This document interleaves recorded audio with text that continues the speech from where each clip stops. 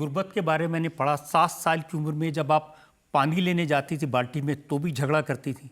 नहीं नहीं, मैंने दिल्ली के वो दिन देखे हैं जब टैंकर आता था तो मेरे हाथ में बाल्टी थमा दी जाती थी, लाल कलर का बकेट, मुझे आज भी याद है। तो आप कितने फुर्तीले हैं, आप कितने होशियार हैं, ये सारी होशियारी वहाँ टैंकर से पानी खींचते वक्त समझ आता है, या फिर गांव में है तो गांव में कुएं से पानी खींचने में समझ आता है कि बाकी कोई झगड़ा करे या ना करे, माँ के लिए जो बाल्टी का पानी है वो चुपचाप शांति से घर आ जाए, क्योंकि बाकी सबके झगड़े से नहीं, माँ की पिटाई से ज़्यादा डर लगता था।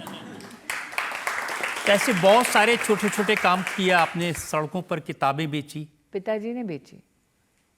तो दिल्ली में धौलकवा नाम का इलाका है, वहाँ पे आर्मी क्लब के सामने जो बस अड्डा है, उस ज़माने में दिल्ली में जितने लोग काम करने आते थे मज़दूर, वो उस बस अड्डे से अपनी बस पकड़ के गुड़गांव, अब का तो चमकता धमकता गुड़गांव नहीं, वो तो ग्रामीण अंचल होता था, तो पिताजी वहाँ उस बस अड्डे पे हिंदी किताबें बेचते थे, और शांति निकेतन वहाँ पर पिताजी अंग्रेज़ी किताबें बेचते थे। और मैं हमेशा उनसे पूछती थी कि यहाँ अंग्रेज़ी क्यों बेचते हो, वहाँ हिंदी क्यों बेचते हो? तो उन्होंने कहा उस बस अड्डे से मज़दूर घर जाता है तो उसके लिए सेकेंड हैंड हिंदी में कुछ किताब बेचते हैं, और यहाँ दिल्ली के अमीर सैर पे आते हैं तो यहाँ पे हम अंग्रेज़ी किताबें बेचते हैं। तो मैंने पिताजी से कहा, अरे एक दिन वहाँ अपना घर हो तो एक दिन ये जो यूनिफॉर्म पहनते हैं अगर उनमें मैं भी खड़ी हो जाऊँ और मुझे भी कोई सल्यूट मारे तो पिताजी कुछ बोलते नहीं थे। तो वो भी हुआ, घर भी लिया गया वहीं, और सम्मान के साथ सल्यूट भी स्वीकार किया। और एक दिन वो भी था जब आपसे घर खाली कराया गया। 7 साल की उम्र में कराया गया खाली, और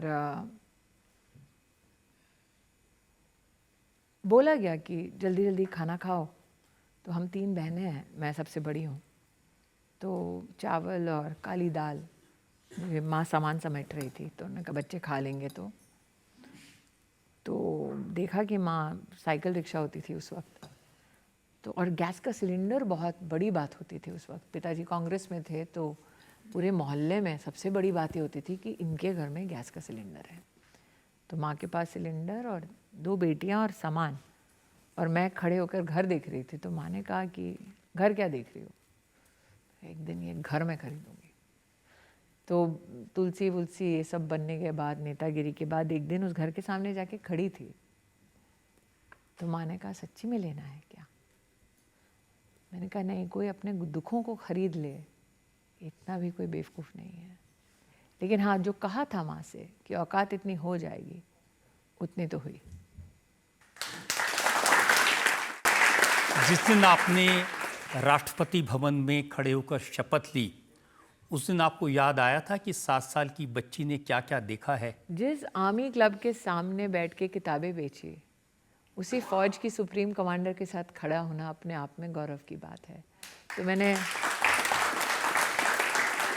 दिल्ली को सड़क से देखा और राष्ट्रपति भवन से देखा, ये दोनों चीज़ें, ये सफ़र, और झुकी नहीं, रीढ़ की हड्डी जैसे थी वैसे ही है, हाथ नहीं फैलाया, वैल्यूज़ पे कॉम्प्रोमाइज़ नहीं किया, चाहे कोई कुछ भी कहे, चाहे कितनी भी मुश्किल हो। मेरा ये मानना है कि अगर किसी ने मुझे इतना तोड़ दिया कि मैं अपना स्वभाव बदल दूं, तो मैं किस काम की। नॉर्मली रिजेक्शंस पर लोग टूट जाते हैं।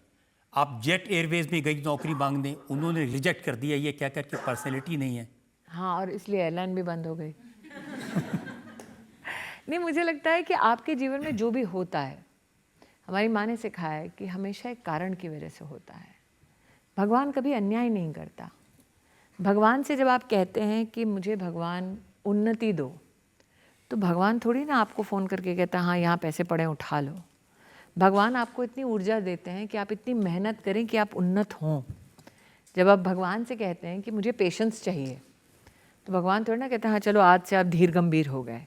आपको इतनी मुसीबतें देते हैं कि आपको पेशेंस आ जाती है।